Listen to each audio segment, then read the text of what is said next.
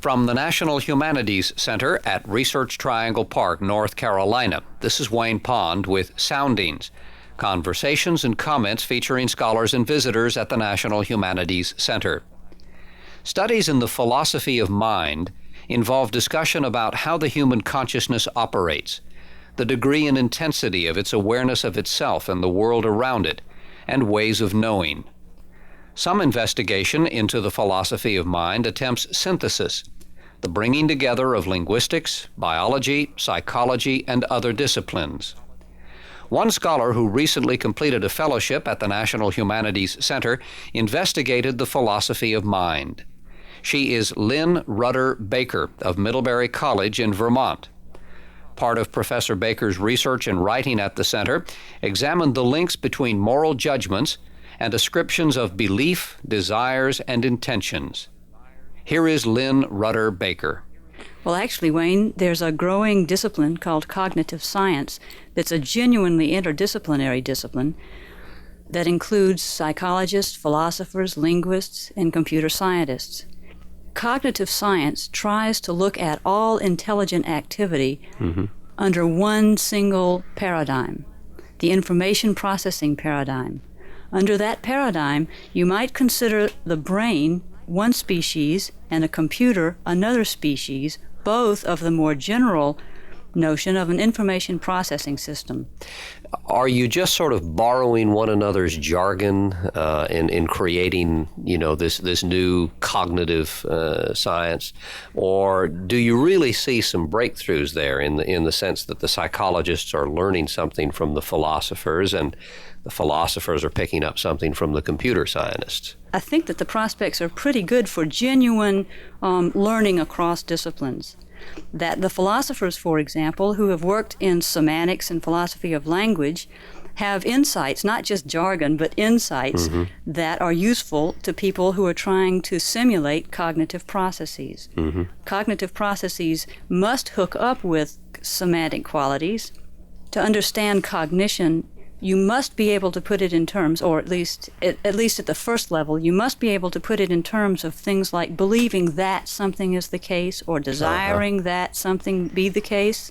Semantic properties of utterances or thoughts or inscriptions are those that have to do with meaning, those that have to do with the truth or the reference of a thought or an utterance. For example, if you utter roses are red, several semantic properties of that utterance are that it's about roses, that it's true.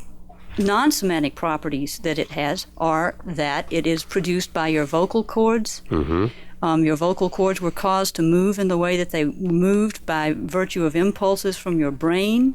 There are two basic ways that language has been understood by philosophers. One stems from Descartes in the 17th century, and the other was at least brought to the forefront by Wittgenstein in the 20th century. In the first, the Cartesian tradition of looking at language, language can be understood individualistically. You can go through the exercise that Descartes went through in the Meditations, where he said, I have a lot of beliefs about the world around me, but of course all those beliefs might be false. And he tried to abstract more and more away from the world into his own mind until he could get to some indubitable fact without any assumptions of the existence of anything. That's when he got to I think, therefore I am. That makes sense only if you suppose that language can be understood individualistically. The Wittgensteinian view is that there's no such thing as a private language, that the notion of a private language is incoherent, because there would be no, if there could be a logically private language that you, an individual, could have quite apart from any community you might be in, from any practices you might engage in with other people, then there would be no way to determine whether or not you are using the words correctly. If there's no difference between correct and incorrect uses of words, then there's no sense of calling whatever you're doing a language. Lynne, let me bring you back to brains and minds and computers. We'll need to make a distinction between the notion of mental state type and an instance of a mental state. So we're talking now about categories and then specifics. Right. Okay. Right. if you and I have the same beliefs, we should therefore be in the same states. Now that would be a very strong kind of physicalism. In fact, it would be, I think, probably implausibly strong. It's also not the kind of view that people who rely on the computer metaphor would want to endorse. Why wouldn't they? Because computers are obviously not in the same sorts of states, physically speaking, that we are, physically speaking. So if you have in mind the idea of an information processing system, so that computers are species of it and we are species of it, and computers, we can share beliefs and mental states with computers, then you have to think this strong sort of physicalism is false. I see. However, there's a weaker sort of physicalism, which people who rely on the computer metaphor would probably endorse. The weaker sort of physicalism is to deny that for every mental state there must be a unique physical state, but to say instead that for every instance of a mental state, there is an instance of a physical state. And this is where you fall on this spectrum. Do I have that right? More or less. Which position here do you advocate, or are you inclined to advocate? If I advocate either, it would be the latter. That is, if I advocate either, it would be the weaker view, the view that when the thought that grass is green runs through your head, there's something going on in your brain. When the thought that grass is green runs through my head, there's something going on in my brain. But what's going on in our respective brains need not be describable in the same way physically. I remember as a student having a talk with a friend of mine who was in medical school, who told me that eventually the scientists and the doctors would be able to look into the mind and see something physical happening, neurons spinning around, these electron microscopes, all of that, and say, bingo, there's a thought. I hesitate to make predictions about the future of brain physiology or the future of the discipline of brain physiology. I think it's now considered doubtful that you could really look into the brain with something like hypothetically, a cerebroscope. Right. And really be able to detect what you would be able, even if you could detect every neuron firing, every bit of activity in the brain, you might not be able to detect that this is a thought that snow is white. It's these semantic properties that don't seem to fit in with the physical description. Language is a social activity. There's no such thing as a private language. All the things I said earlier about Descartes and about the indubitable given and about trying to erect knowledge on some very sound foundation, all of that is rejected by Wittgenstein in his later view. He no longer thinks it makes sense. It's a shared kind of thing. It's not only, it's shared, and it's not an accident that it's shared. It's essentially shared.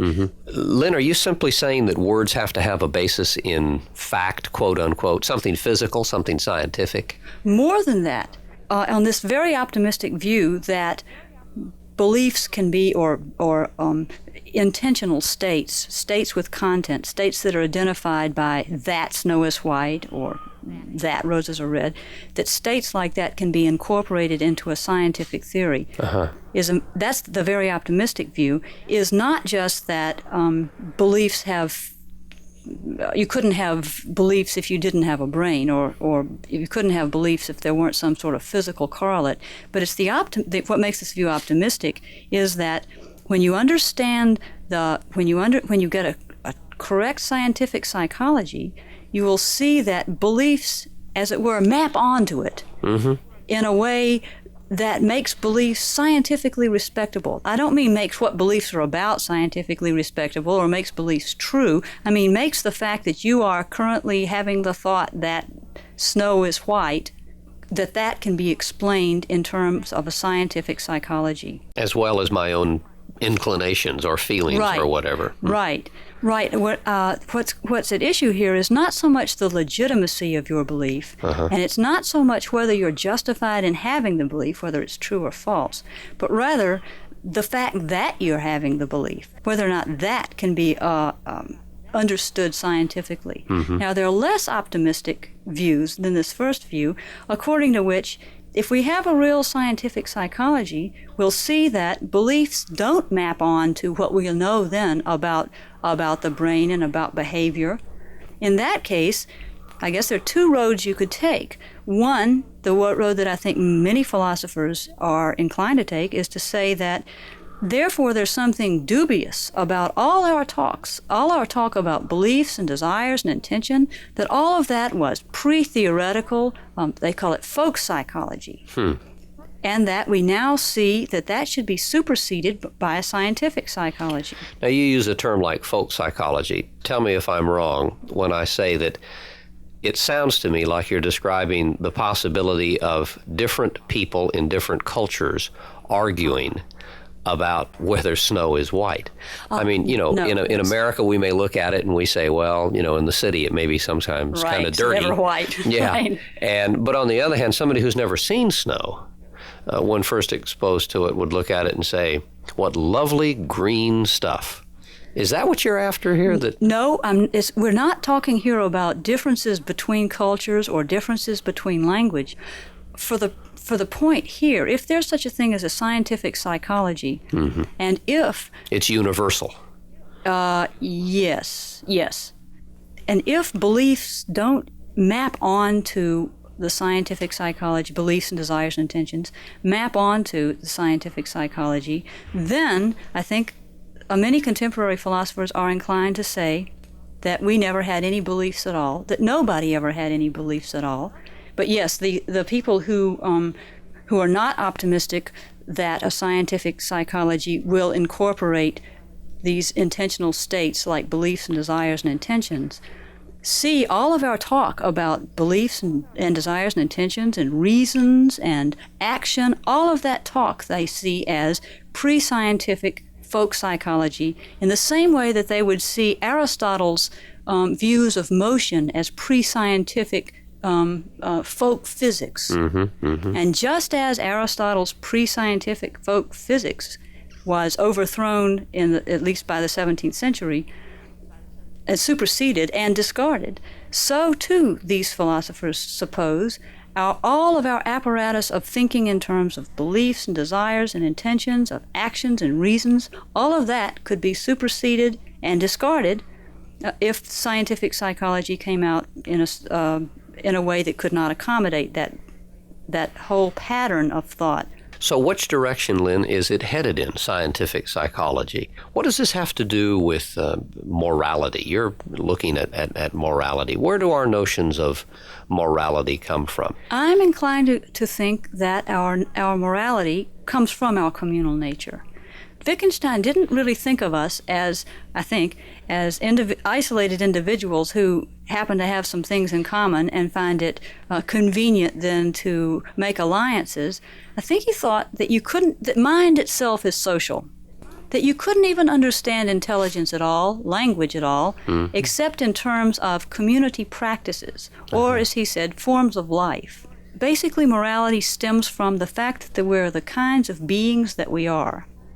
Let's pause on that for a moment, Lynne. One of the terms that you use in your work here at the Humanities Center, not a term, one of the questions that you're investigating is moral relativism. Moral relativism, as I understand, at least in some of its versions, is the view that there's no moral demand to which we're all subject, that what's moral for you might be different from what's moral for me. All these different drummers. Right. Okay. Now that, I think, is an untenable view. There are a lot of versions of moral relativism, going from very unsophisticated and sort of discardable at the outset to really quite sophisticated views of moral relativism.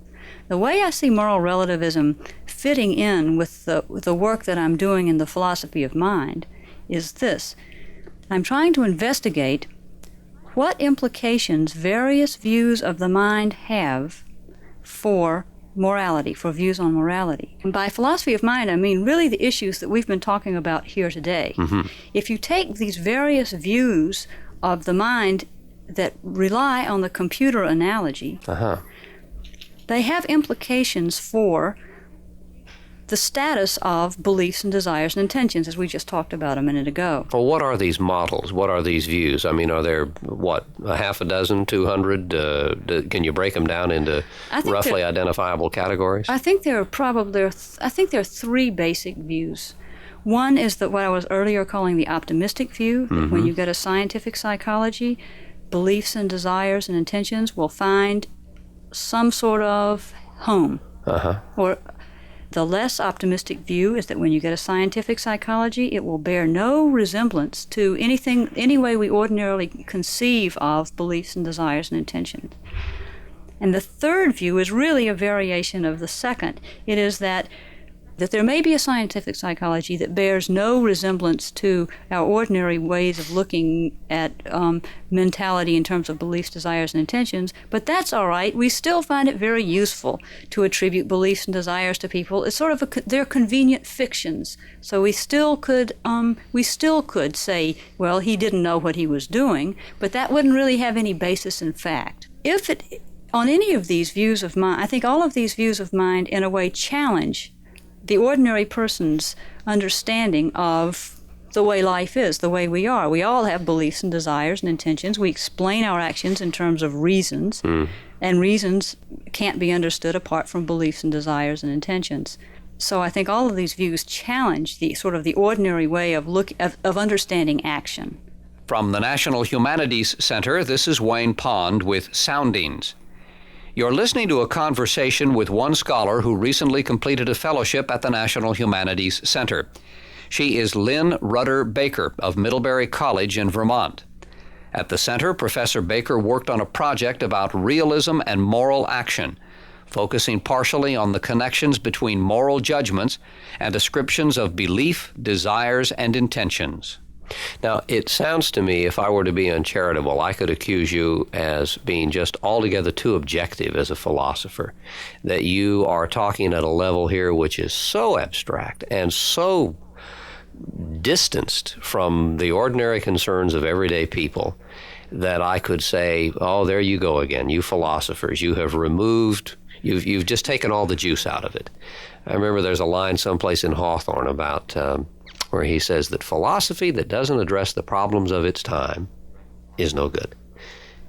How would you respond to that? Well, carefully. I would agree that philosophy should address the problems of its time. There are various ways to look at the problems But there's a lot of groundwork that needs to be done. Is that right? But I think one of the pressing problems of our time is how to understand the mind in light of what seems to be this predominant computer analogy. That is, I take this project to be a lot more, I take it to be very relevant to central concerns of contemporary American life, and I think it has important implications about morality. Okay, so how is it relevant, and what are some of its implications? If any of these views are correct, that any of the views that we've been discussing here for the past several minutes, if any of these views are correct, I think there's a challenge to our understanding of morality.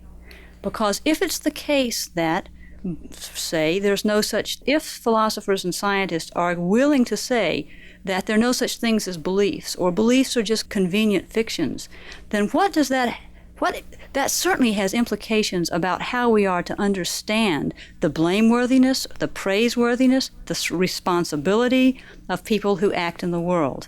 Certainly, when we consider whether or not somebody should be convicted of some crime, we ask things like, what did the defendant believe that he was doing? Did he know that the gun was loaded? Did he have reason to suspect that it was a gun at all? Did he know that when he switched the light, it was hooked up to some bomb that the light switch was a detonator to some bomb? If he didn't know that, if he didn't have reason to believe that, he's not guilty of anything. So the distinctions between what you believe and what you didn't believe turn out to be extremely important for making moral judgment, for assessing responsibility.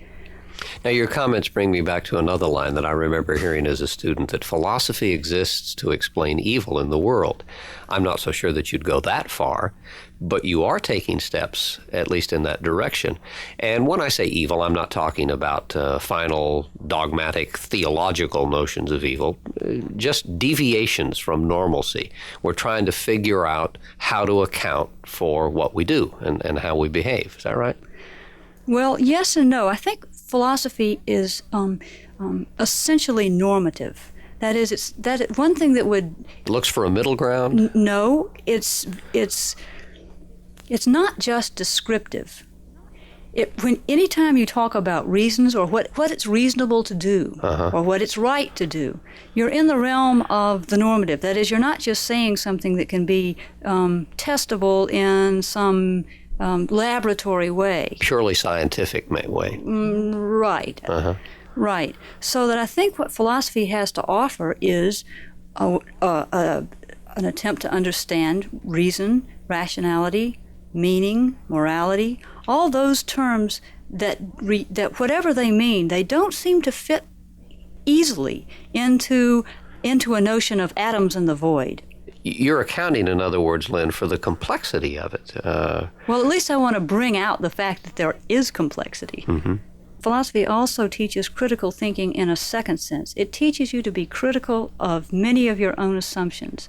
I think it would be arrogant to suppose that philosophers are even aware of all their assumptions. I don't suppose anybody is aware of all of his or her So they don't know the truth, quote unquote.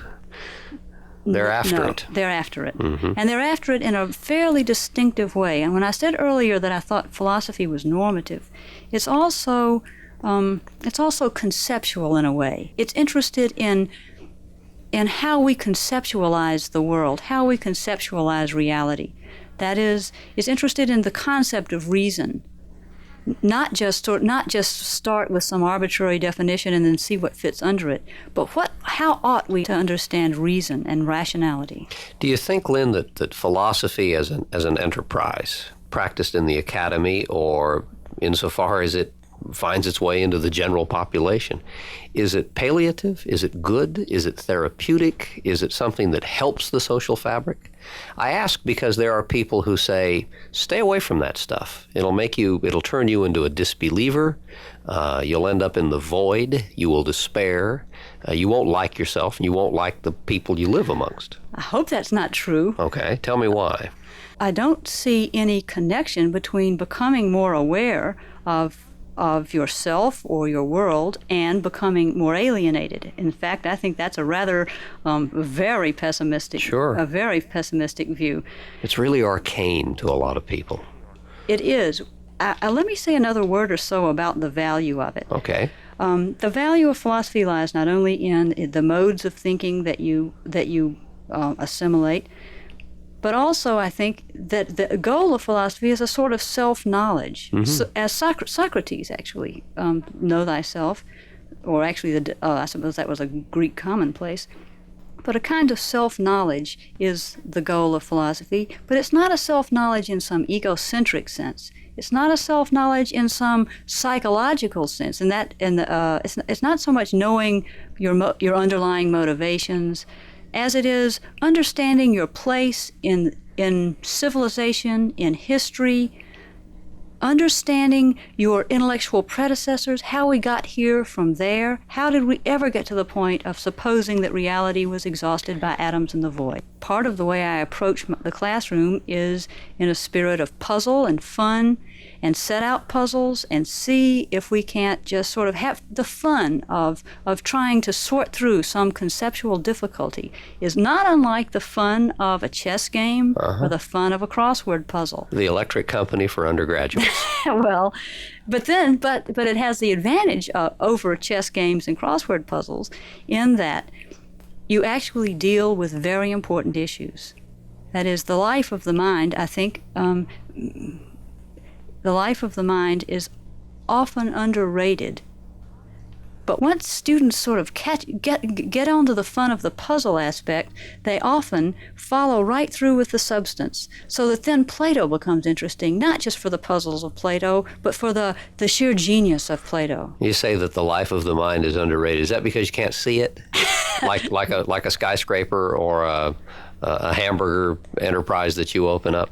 Well, perhaps it's part of our national character to place higher value on getting things done, tangible things, where at the end of which you have some kind of visible product. Yeah.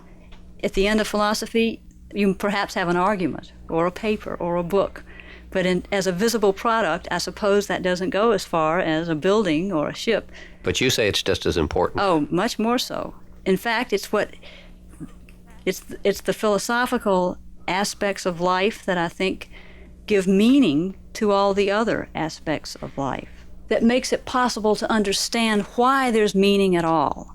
Not so much that the meaning is in the philosophy and not in the technology or something. That's not what that was a mistake.